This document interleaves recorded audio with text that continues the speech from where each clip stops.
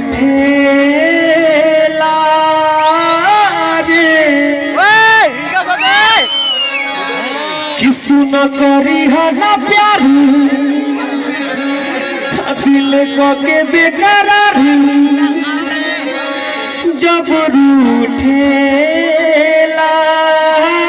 रे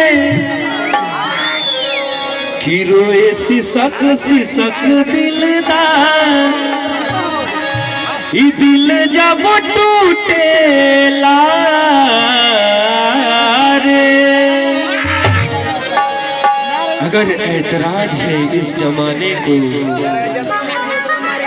अगर ऐतराज है इस जमाने को तो दीवानों के जीने से, अगर ऐतराज है इस जमाने को तो दीवानों के जीने से, तो ऐ खुदा हटा दे इस दिल का सिस्टम सीने से।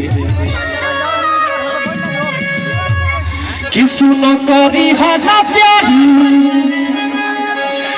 दिल को के बेकरार जब रूठेला रे।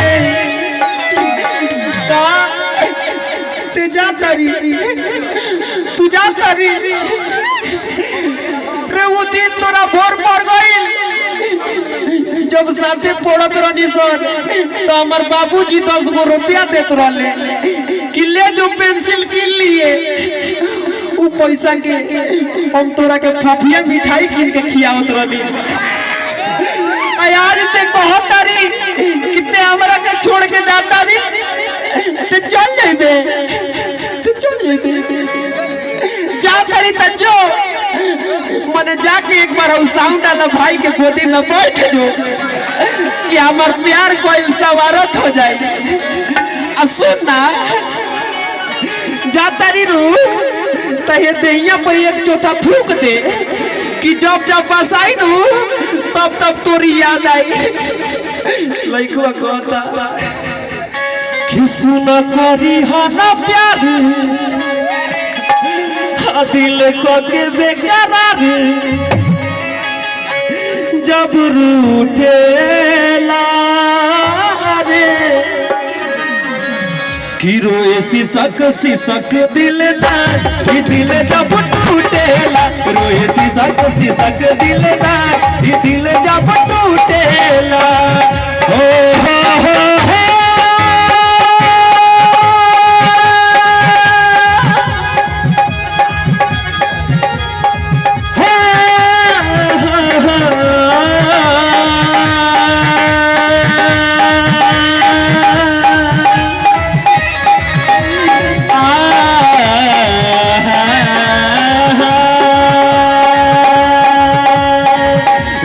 सिसक दिलदार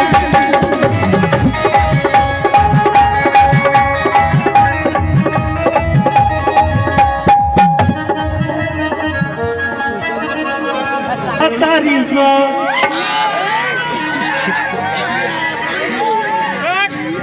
दूगो खिलाड़ी तरी के सामने ही देखे के मिल गई सो। हाँ भाई पहिले तो जिंदगी में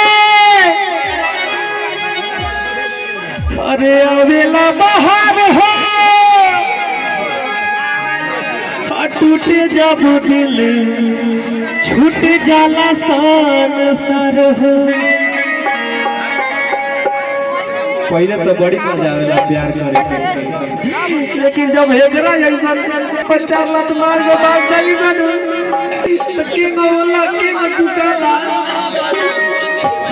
एगो टूटल दिल वाला ही जान बताई के कर दिल टूटल बारे।